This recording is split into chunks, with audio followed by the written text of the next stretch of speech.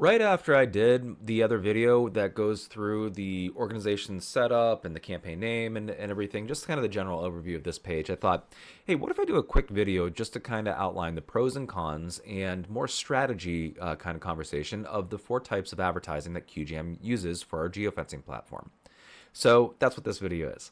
I'm going to go through the pros and cons of display, OTT, video pre roll, and digital audio ads. But before I do that, I do want to express that these ads are, like all advertising, best used as a mixture. I'm a big believer in what's called integrated marketing communication, where multiple different mediums come together to reach an audience member in different ways with the same message but slight variations to allow it to really be more impactful and more effective than using the same medium and the same message over and over and over again.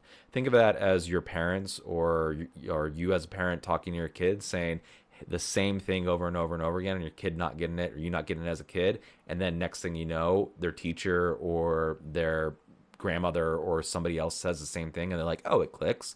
That's integrated marketing communication. You have that different message from a different source, but it's also very similar to what it is. It's just delivered in a different way that is more receptive.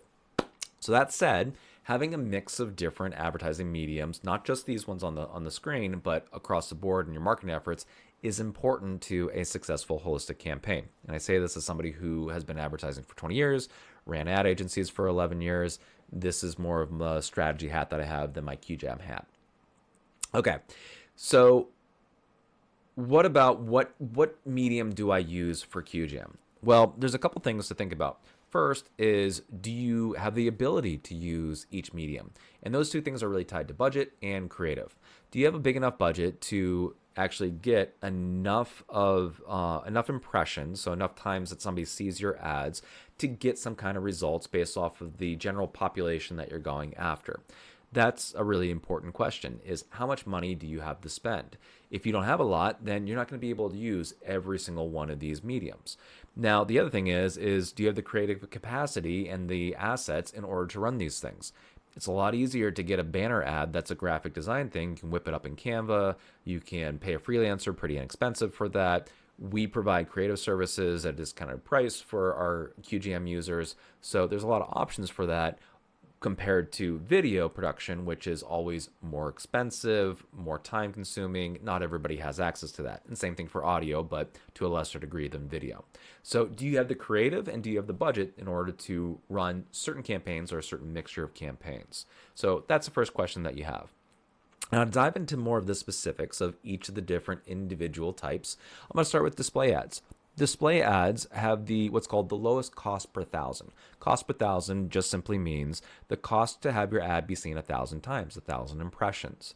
So that's really beneficial when it comes to, hey, I want to reach a lot of people and I want to reach them multiple times. Well, display ads tends to be a very good asset in order to have that massive reach and massive frequency. There's a lot of inventory there. There's a lot of different publishers and apps and websites that we tap into. So we're able to do that very well. The con on display ads, though, is that they're not as impactful as video and audio ads. So if you think about it, display ads are always going to be complementary to something else that's on a screen. If I'm on a game, I'm playing a game, and then I see the banner ad. If I'm on a website and I'm looking at a news article, I'm reading the news article, but then the banner ads are there and they rotate through as well too. So lower impact, but lower cost, so you get a lot more of them. That's the pros and cons of display ads. The video ads, I'm going to start with OTT, CTV, and then I'll jump into video pre-roll. They are a higher cost per thousand, OTT more than video pre-roll. OTT ads are kind of like watching primetime television. They are normally on the big screen. So if you haven't come across this yet, even though we use GPS tracking to identify that someone's been at a very specific place, which is obviously more of someone's cell phone, we also use cross-device matching to identify that that cell phone is connected to a TV in the living room, a tablet, a computer, another mobile device, those kind of things.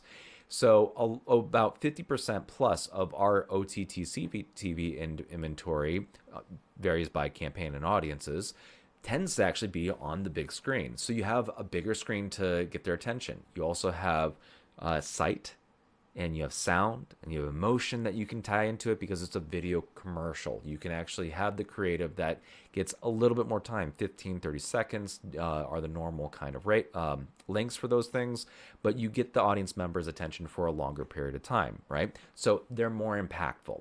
They also interrupt somebody's programming. I don't love that as a consumer, but as an advertiser, I do, because if I'm trying to watch my favorite show or live sports or live news, then I'm engaged. I'm looking at that TV or that tablet or that other device, and all of a sudden I'm interrupted by a commercial. Don't love it, but hey, we're all used to it. But that means I have your attention, which is really valuable. The video pre-roll side of things, where it's internet videos, right? Those are going to be less expensive than OTT CTV, more expensive than banner ads because they're still impactful, but they tend to be also the same kind of thing. There's sometimes more things going on either a computer screen, a tablet, or a phone, which is where these tend to pop up as people are looking at news sites, sports sites, cooking blogs, whatever it might be. So the commercial runs, inside that content that you're trying to get. So again, it interrupts your content so you have more of that person's attention. But you also, again, have video, which is just a more impactful medium and creative asset than static banner ads or even animated ads. Animated ads on display ads, they move, but not the same type of movement as video or animation that you can use in a video commercial, as well as there's no audio. And then the last one is digital audio ads. So this is tapping into inventory that you don't get with the other ones because it's all audio inventory. So you're also reaching people at different times. People listen to music or podcasts or talk radio through streaming services at different times as well. And it's less expensive than OTT, but it still has an impact. It doesn't have video, so it's not as impactful in my opinion as a creative, but it's got that emotion and that audio component to it, which is really nice. And it's a great complement to everything else that you have going on. They all are good complements to each other, because if I'm a user and I'm streaming audio, then I'm most likely not watching Hulu. And if I'm watching Hulu, I'm most likely not watching digital audio. So you have more chances to reach them with more inventory. And because people use these things at different times and at different capacities as well too, depending on the person and the audience. So I know that's a lot of video. I know I hit you with a lot of information, but hey, if you're interested and you watched it, then I hope it was helpful. And if you have any questions, just as a reminder, you can always schedule a demo with QJam, contact us, or find numerous of our other assets under resources or in our FAQ section.